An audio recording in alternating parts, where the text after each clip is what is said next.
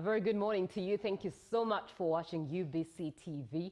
And if you've just joined us, you're welcome. This is Good Morning Uganda. If you started the show with us or along the way, thank you so much for choosing to watch UBC TV. It's a Wednesday, and every Wednesday we get to have conversations regarding the cooperative movement in Uganda. So save that number, 0709602592.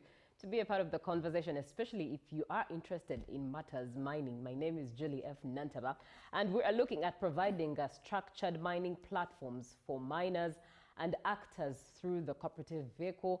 That means we are looking into matters value addition, development of the mining sector, and of course cooperative models that can be used as an approach, especially for small-scale miners. Lots of questions and definitely answers that will be coming from the experts that I have in studio. As always, the usual suspect, CPA Ivan Asimo, who is the General Secretary of the Uganda Cooperative Alliance, is in studio with me, but we are joined by someone from the Ministry of Energy and Mineral Development. She is a senior mineral dresser. I look forward for the explanation of that because I can imagine minerals in skirts and trousers.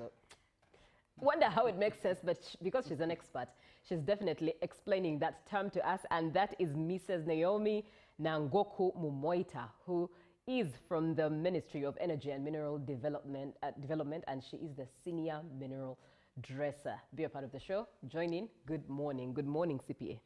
Good morning, Madam Jury, and good morning to all our viewers outside there. I'm really happy to be here. Welcome today. back. Thank you. First, I understand you were out of the country. Yes, but, true. You are also from the conference that was in 18th September. Very much. Yes. So thank you so much. I'm very happy to be here, and I think I've now taken almost 3 weeks of coming here because we are very busy, and I really want to congratulate all cooperators for the very successful National Cooperative Conference that was held on the 18th of September, and also the annual general meeting that was held on the following day, 19th. And I also want to bring greetings from Kenya. We have been to Kenya. You know, I'm the board chairman for Cooperative Insurance Company, and specifically we had gone to Mombasa for the strategic planning, 5-year strategic planning.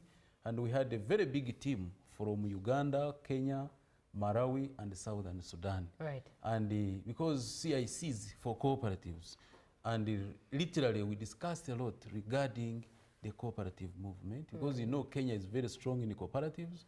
We had the time and visited some cooperatives. So I have a lot of information to share with our people here in Uganda. I'm so happy. Thank you very much.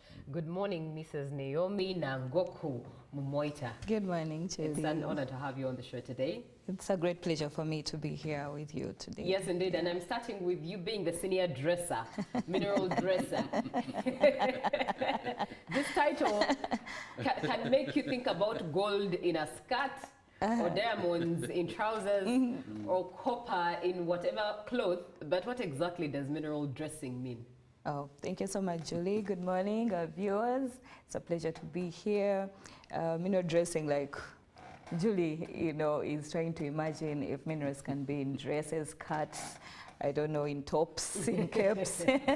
But yeah, mineral dressing literally is separation of minerals, you know, those of economic value from those that are not of economic value. We know minerals occur in clusters, in groups of other minerals. So you won't, it's just a few minerals like gold or diamond that you'll find a nugget. A nugget is the pure form of it. You'll find a piece of it, a rock of it, as pure gold. Yeah. But most of them, the coppers, the iron ore, most of them found in clusters. So if you're interested in one, after evaluation, after doing all the tests, and you know, I am interested in iron ore. However, my iron ore is combined with copper, with maybe magnesium, but I'm interested in the iron ore. So the removal of those other unwanted, which don't make actually economic sense because they are appearing in less quantities, is the process that we call mineral dressing.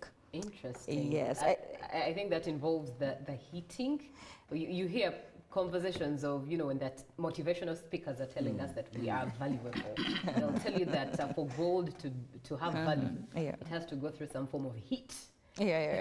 Some of them go through heating. Some you don't have to do the heating. You have to separate with water. Others you have to just cut and polish, like the stones. It's very rough. Maybe like our platform here, the table, it was a rough stone. But to bring out this beauty, we have to cut it, polish, so no chemicals involved. Then for gold, it might have to go through the water and then some chemicals somewhere. But now to have the gold ring, the gold necklace, then we have to introduce in heat. It melts, you pour it in a mold of a desired shape, and then there you have your gold ornaments with you. Interesting, interesting. It's a world that indeed invites you to explore it, because you have a lot of curiosity that you want to just unpack in that world. But let me come to CPA Ivan. Are there any mining cooperatives that you have interacted with as UCA? Yes, very much. Currently we have over 46,000 registered cooperative societies and serving over 18 million cooperators. We are many. I wish you had, but I think, Julie, anyway, it's good that UBC gave us a live coverage. Right. Ugandans saw the power of cooperators. We had so many. During the national conference, we had over 1,600 cooperators. Just a small number. But people came. You remember, Julie, we used to come here. People walked up to the venue, Uma. Because previously we had planned for Kororo, and then because of state function, we went to Uma. But we had bigger numbers. That justifies the power of cooperation. So, yes, we have very strong cooperatives, like Naomi is going to mention.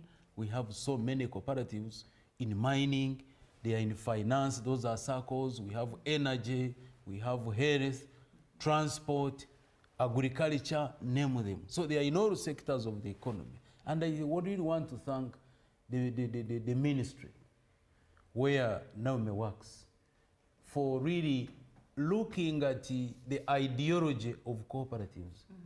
Because statistically, over 90% of the miners are either of small scale nature or the artisans.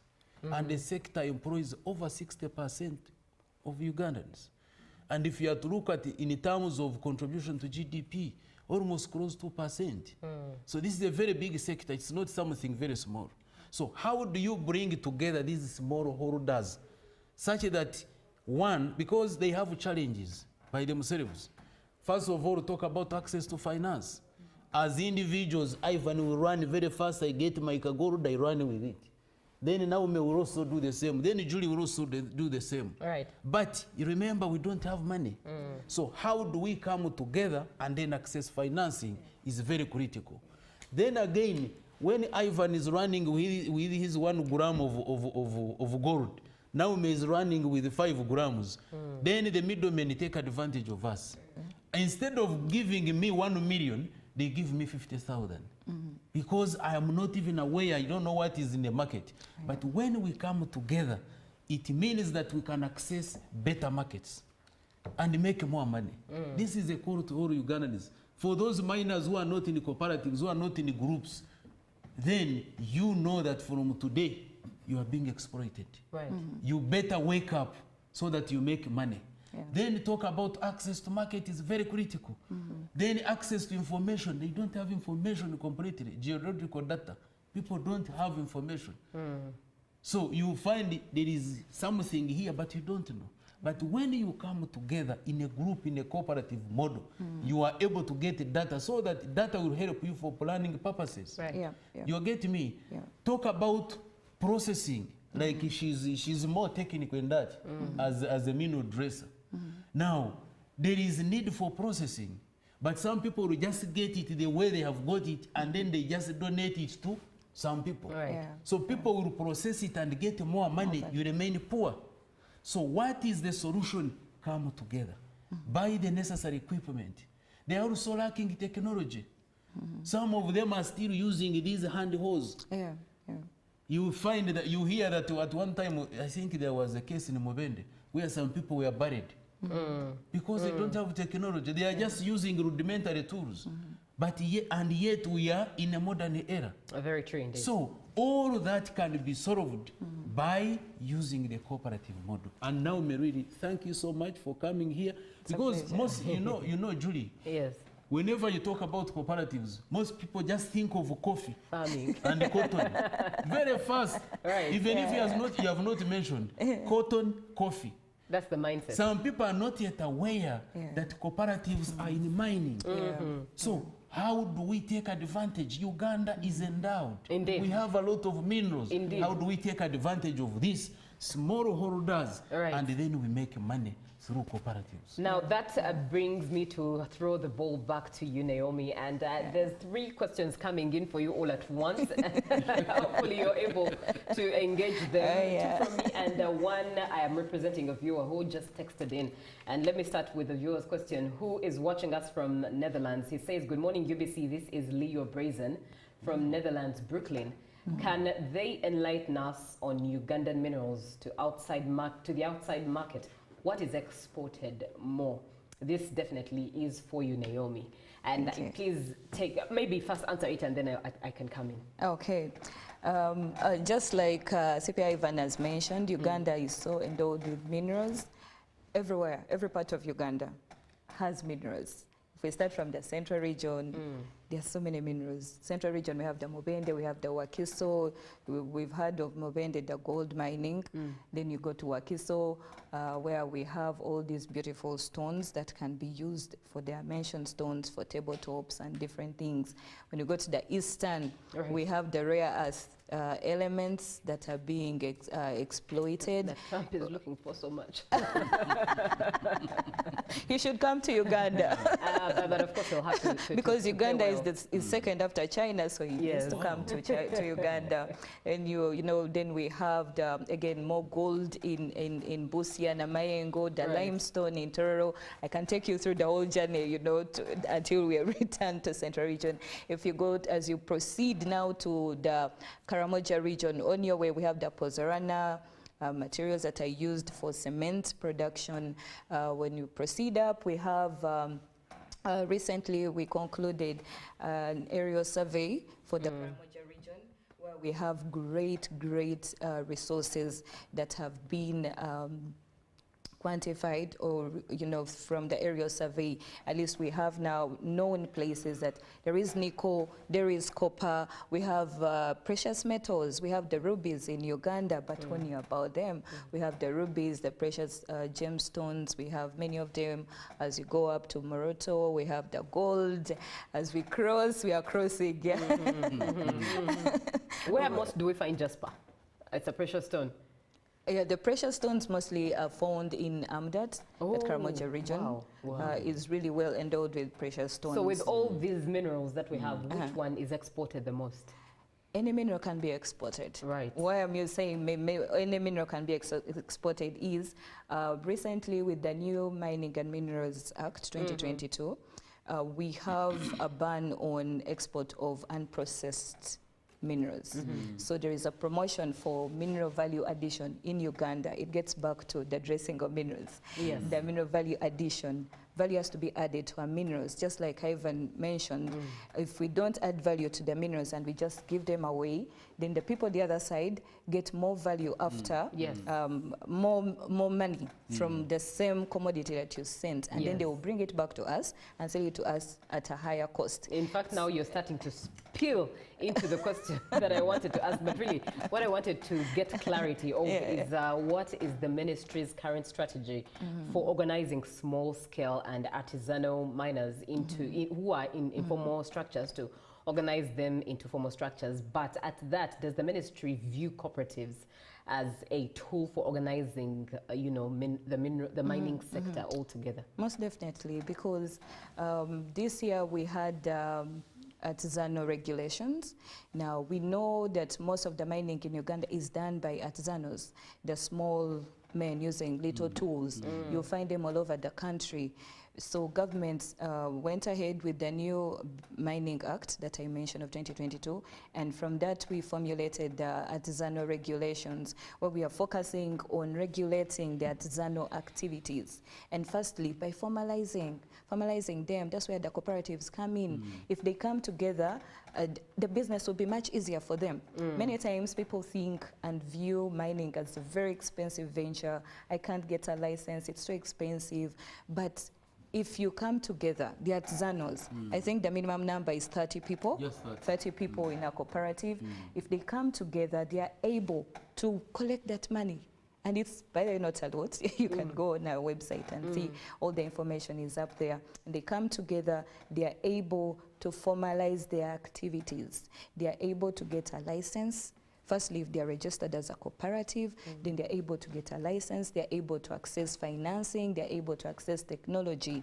You know, it becomes also easy for government to deal with organized groups, because the ministry time and again will go out in the field to sensitize, to teach, to train. But if people are scattered everywhere, it becomes hard for government to support. But when they come together, and that's what government is encouraging, especially with the new law, where we want all the small people, and we value them because they are the great people in the industry. They have been here for years, and many times they're referred to as the pathfinders of minerals. So before the big men come in, usually they are the pathfinders. So we value them, and we want them to regulate the activities. We want to safeguard the environments.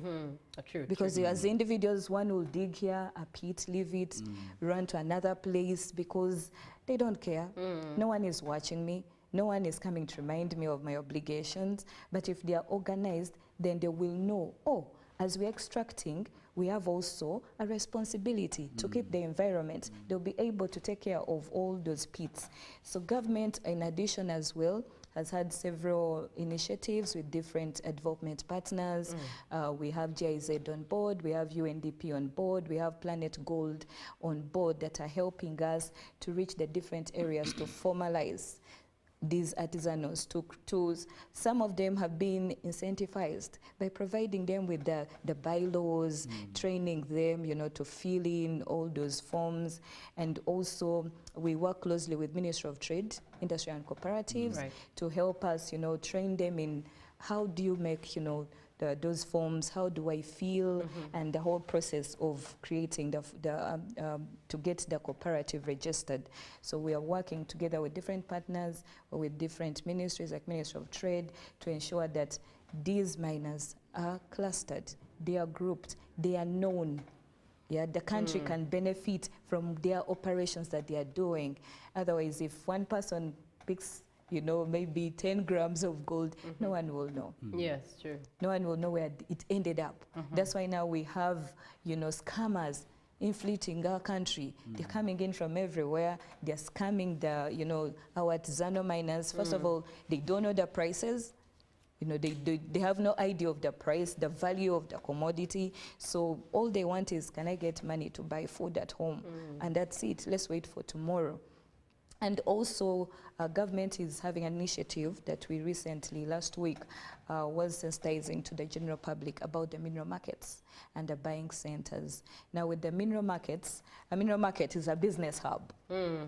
Yeah, maybe the easiest is how you look at Gazaland. Yes. You know, so government plans to create these mineral markets in the different regions of Uganda, where our people are able to go there, sell their material. You know, the prices will be known, everything will be standard, they will be protected, you know, they will be known that, no, these are legit people. Also, the buyers that come in, like one of our viewers that is abroad, will be able to know, oh, there is a mineral market here in this region. So I'm able to go and access the gold, the tin, the gemstones. For starters, the mineral markets are going to focus on the gemstones, the precious metals, tin and gold. Yeah, and then over time we shall be adding on the other commodities. But these mineral markets are making it easy for the artisanals as well to participate in the mineral sector, in the entire value chain. So we are working. Indeed. Government is working. Government is coming up with initiatives day by day because we value the input of the ASM in the boosting and the development of the mining industry in Uganda. Right, and still in the line with the ministry, the government considering the cooperative model, is there an opportunity where, you know, policy makers, or rather policy advisors and experts like CPA Ivan to be invited to these conversations where the UCA is involved in monitoring the depths on ground level where the government is unable to reach? One thing that we keep encouraging the artisanals when they come together in cooperatives, they will be able to access different services from the government, not only in the mineral sector, but also in the districts. There are so many government initiatives happening in the districts. It may not only be mineral related, but there are so many. So once they're in a cooperative, any organized entity like a cooperative, they are able to access all these services.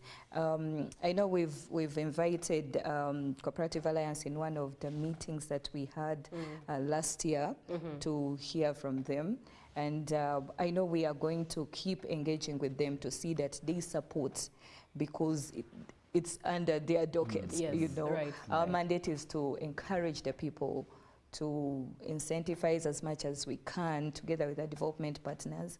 And then that's when now CPA Ivan and his big team come in, you know, to strengthen them, to train them. Yes, and as much as we are working with the Ministry of Trade, Industries and Cooperatives, but now the Alliance is overseeing all these cooperatives, and they are everywhere. So it will become much easier for them to actually benefit from the other services, from the other information that is out there that they can ride on to better themselves. Right.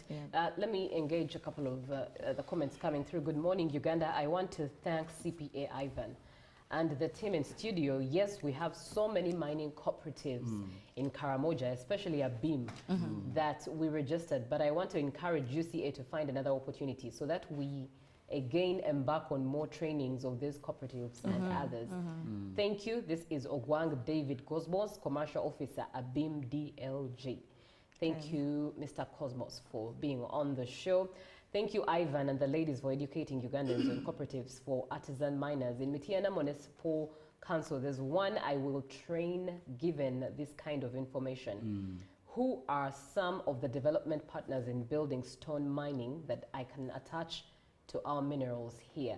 This is Semakula Joseph, PCO, Mityana Municipal Council. The first comment was a vote of thanks to CPA. This last one is a question to you, Naomi, where someone is asking, who are some of the development partners in building stone mining that I can attach to our miners in Mityana? Thank you so much for that question. Now, well, over time, we're talking about stones. We have a program with UNDP that is called SCP EU Development Minerals Program. Development Minerals Program, it focuses on construction stones or materials mostly. Yeah, and recently now we've onboarded the critical minerals, but the focus has been on building materials at large. And we've had several initiatives across the country where we go train them, you know, because stones, or just less stones, you know, if you go in Mityana or anywhere, you'll find all that they know, or the people, what they know with the stone is using them for aggregates. But these stones can be put to use in different ways. They can be used as dimension stones, they can be used for tiles, they can be used as, you know, facing bricks, you know, on buildings. There's so much that can be done with the stones. So under UNDP, they are not going to buy the stones, but what they have been doing and what we are continuously doing, and as I speak now, we have teams already in the field that are training these groups, you know, one, encouraging them, those that are not organized in cooperatives, to do so. Then they are also training on health, safety, and environment. That is very critical, especially in this area, especially with stones where people just dig, go. Before you know it, the stone is rolling on someone. And also, as they breathe in, they're breathing in that dust. It may not be seen, but eventually it piles up in the system. And that's when you have people, collapsing, over time, but they didn't know that they were inhaling these dust particles that have some elements, chemical elements in them. So what the program is doing is we train them on mineral value technologies, we train them on the value of the minerals, we equip them. Some of them have been supported with items, health and safety items like gumboots, goggles, gloves, to better their health and safety as they work. And then also we've given grants under the program, different grants to different programs, especially Mitiana and different parts. We've given grants to people to see how they can develop, their group, how they can increase their income as a group that will improve eventually their livelihoods. Right, very profound indeed. 0709602592 is the WhatsApp number that you should engage and be a part of the conversation. Now over to you, CPA. Time to allow Naomi to just take a breather. CPA, compared to associations and private companies, how are cooperatives more advantageous for those who are miners, the mining sector to come together to move as a vehicle? Thank you so much, Julie. When Naomi was explaining the different types and forms of minerals we have in this country, Uganda is really endowed. It is. It is. It is. I didn't know that we have all these minerals. Africa is a continent gifted by nature. Yeah, it is. Now, Naomi and Julie, I want to ask you, then why are Ugandans poor? With all this wealth underneath, why are we poor? I want to ask you this question. Why? And the viewers, why are we poor? Why are we still poor? You go to Africa. Africans were supposed to be donors, not beggars. Beggars, yes. With all this wealth that we are having, the solution and the medicine is the cooperative model. There is no any other magic, even if you go to where. Why? Europeans have done it, Americans have done it. They use the cooperative model. Because I'm now coming back to your question. Right. Because you see, with the companies, they promote capitalism. Set up your company, Julie, make money. You get these artisanal miners, you buy from them, you go and process, export, make money. Drive a Land Cruiser, the other one cannot even manage a bicycle. That is the company. Right. Associations, yes, they are there, but they are almost, I don't know their methodology, but basically they are not serving the group. Now, when it comes to the cooperative model, you own it, you control it, you use it, and you benefit it. This is your own. Take an example.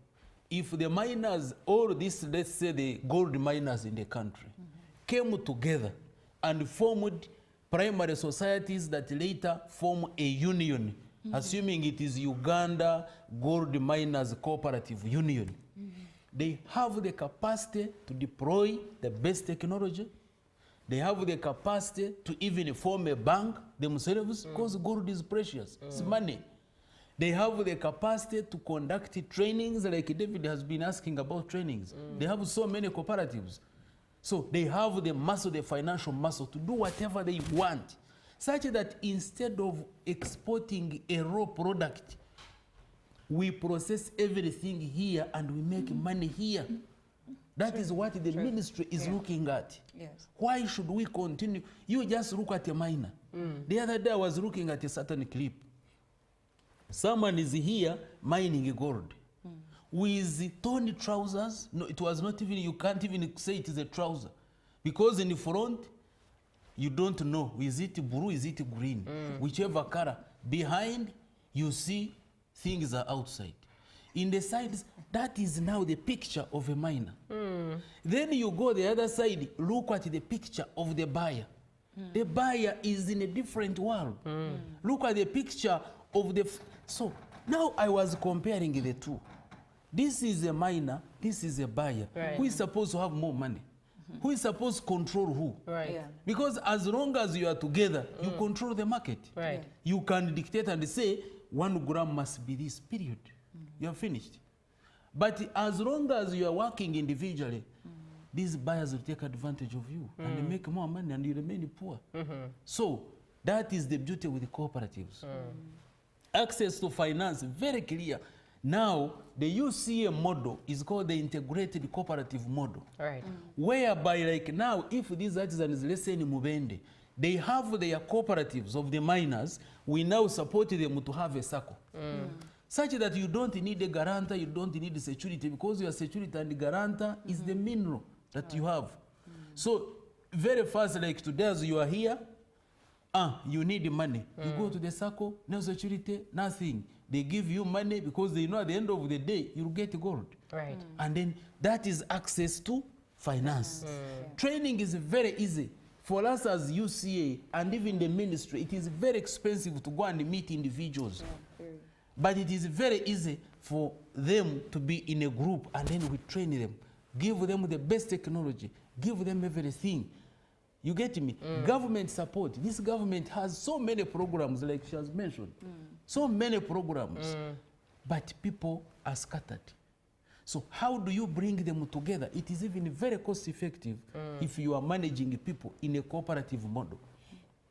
Now, distribution of wealth. You know, a company, the money goes to the owner. But a cooperative, the money goes to the members. So if you make money, then you come back and share, and you find everybody is rich. If you go to these developed countries, they have minerals and they are rich. They are even processing and making the final products. I was in Turkey, and I saw how they are making jewelry.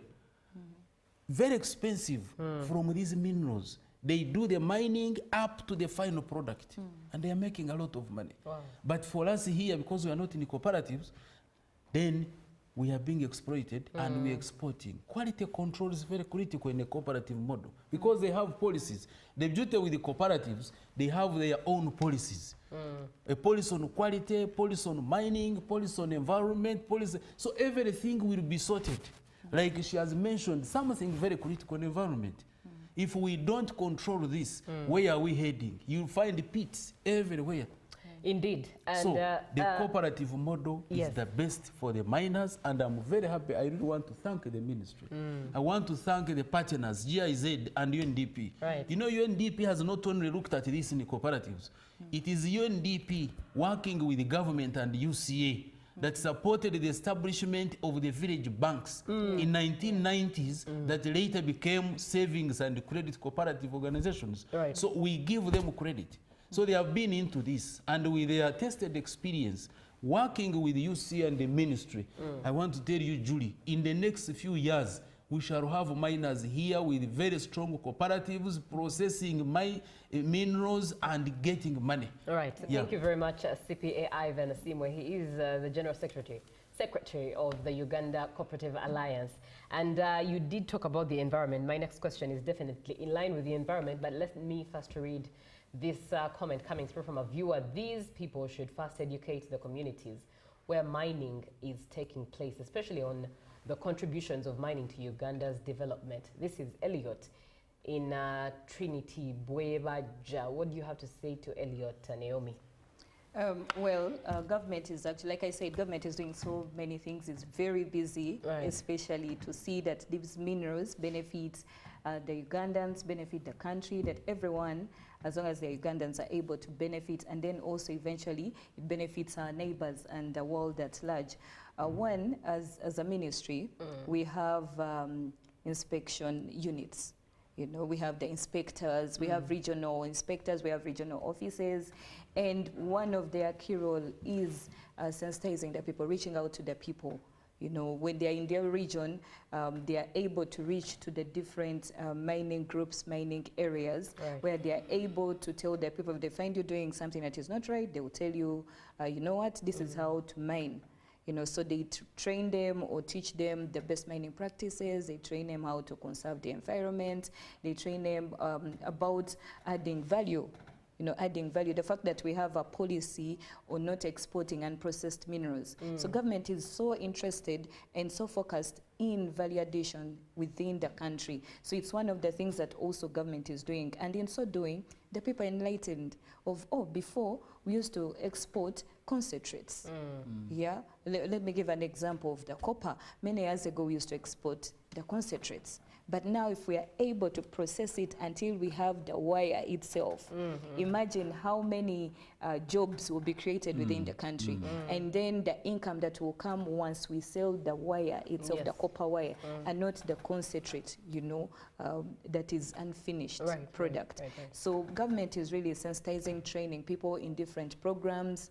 Again, the ministry continuously works with the local government, through our development partners, working with our regional offices in Moroto, in the Western, in the Eastern.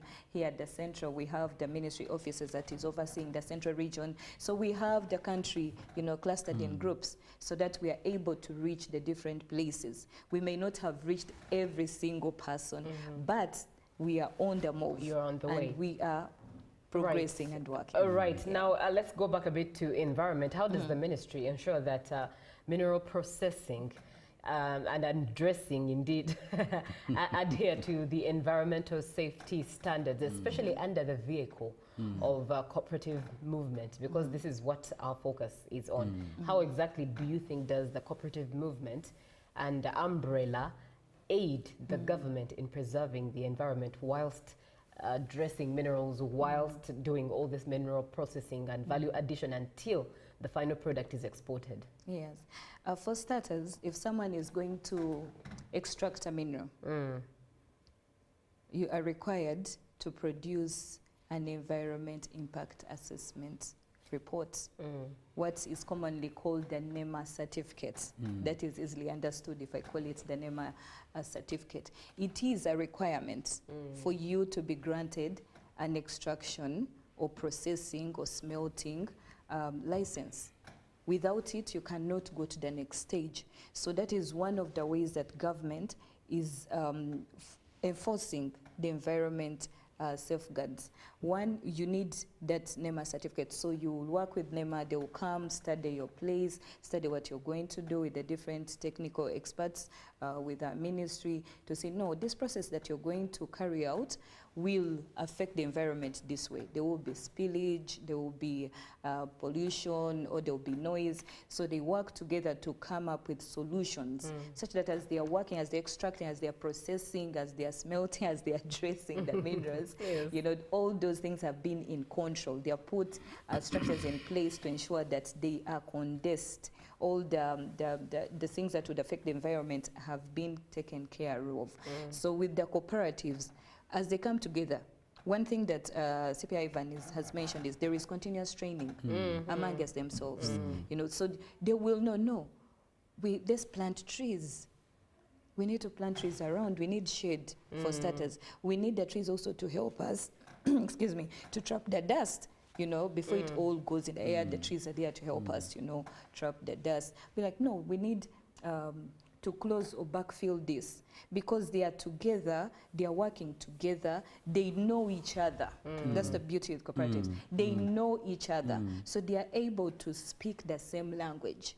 If they know the law requires this, then they will have to move in that direction to ensure that they are compliant with the law.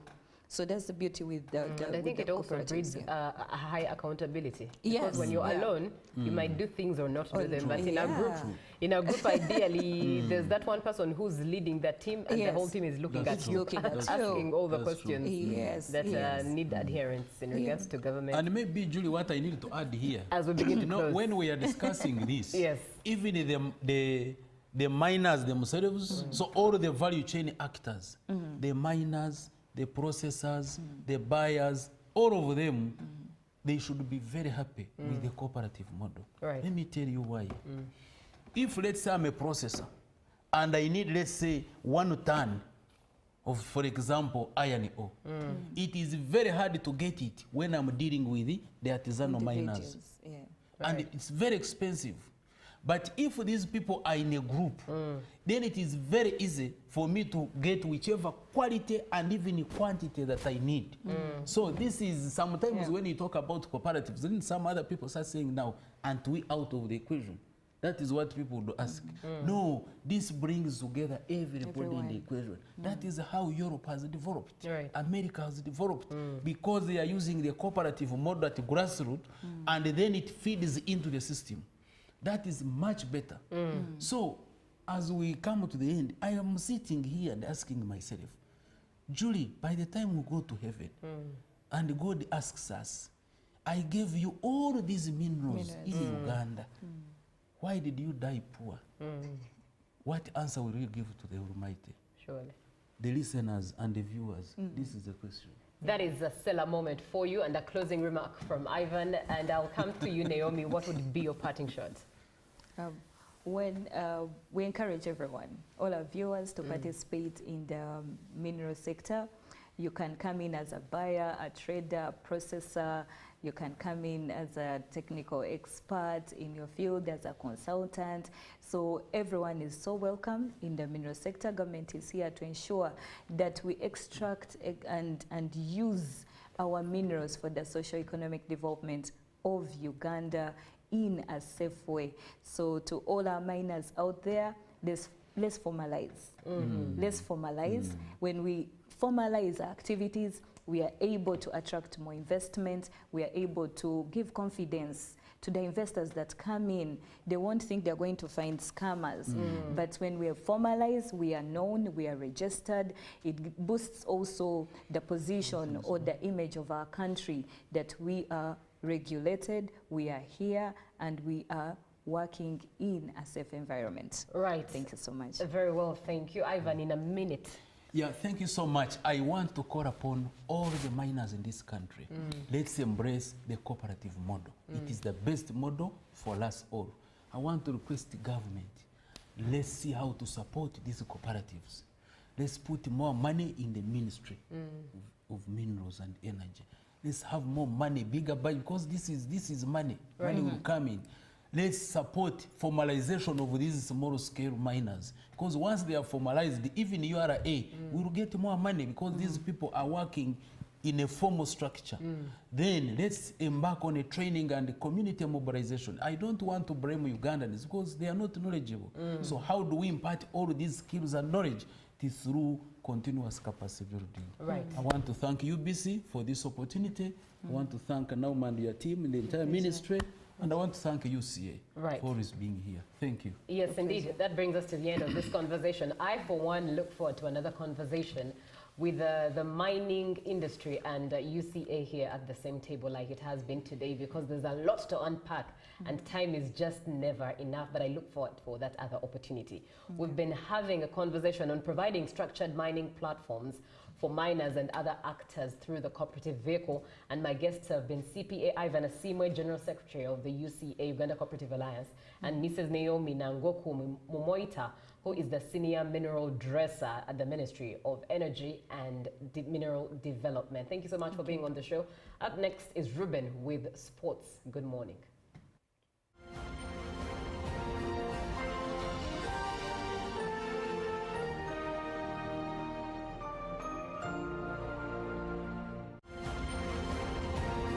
Live from UBC Studios in Kampala, this is Good Morning